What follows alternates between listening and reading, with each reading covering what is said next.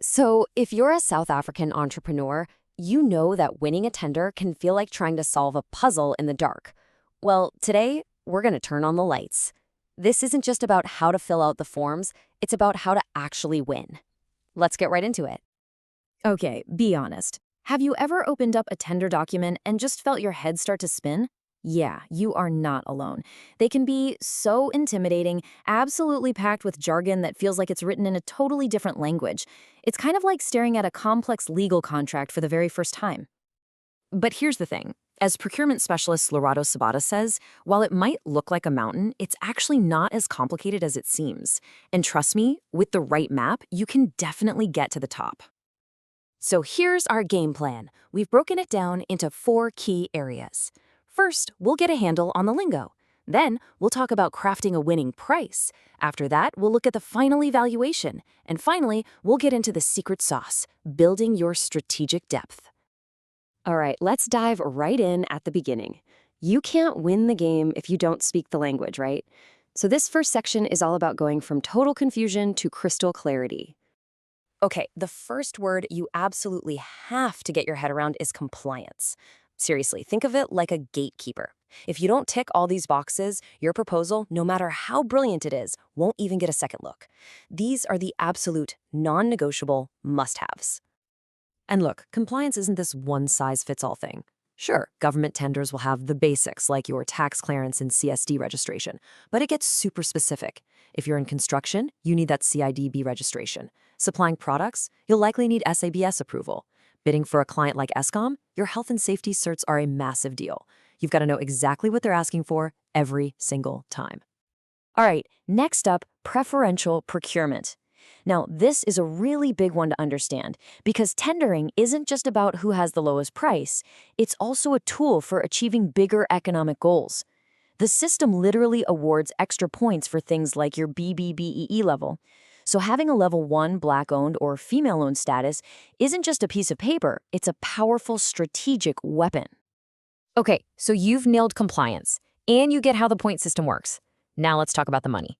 Section 2 is all about putting together a price that not only works for your business, but also makes the buyer feel confident in you.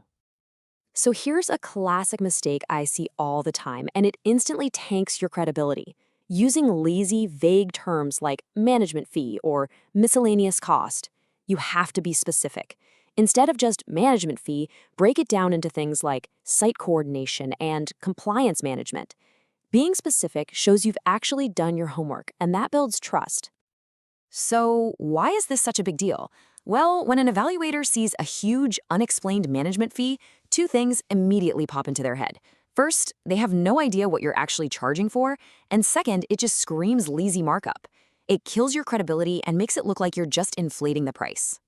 So, here's exactly what you do instead. Instead of one big lump sum, you break it down. You itemize everything. Show them you've thought through every single part of the project, from the oversight and planning, to the quality reviews, to the reporting. This isn't just a list of numbers. It's you proving that you're a professional who understands the service inside and out. All right, let's ramp up the stakes a bit. You've put in a fantastic bid. It's compliant, it's priced perfectly, but guess what? So did your competitor. So what happens when it's a dead heat? This, my friends, is where the real game is played. Just picture this, right? 10 bids come in, the committee narrows it down to 5, and then they find 2 companies with the exact same technical score and the exact same price. And believe me, it happens way more often than you'd think. So how on earth do they break the tie? So the very first tiebreaker almost every single time is going to be your BBBE status. Let's say you have 2 companies, same price, same technical score. Company A is a level 2 Black-owned business. Great. But Company B is a level 1 Black female-owned exempted microenterprise. All those extra little details earn more points, and just like that, Company B wins the tender. That is the strategic power of your BBBE certificate. But okay, what if, and this can happen, what if even your BBBEE scores are identical? Now it gets really interesting. The procurement team might actually come back to both of you and ask for a best and final offer. This is basically a negotiation where they're saying, okay, give us your absolute sharpest pencil price. Whoever brings the best value at that point takes the prize. But what if, even after a best and final offer, the prices are still identical and the BBBE scores are the same? And that brings us to our final section, and honestly, the ultimate tiebreaker, strategic depth. It all boils down to one simple, powerful word: depth.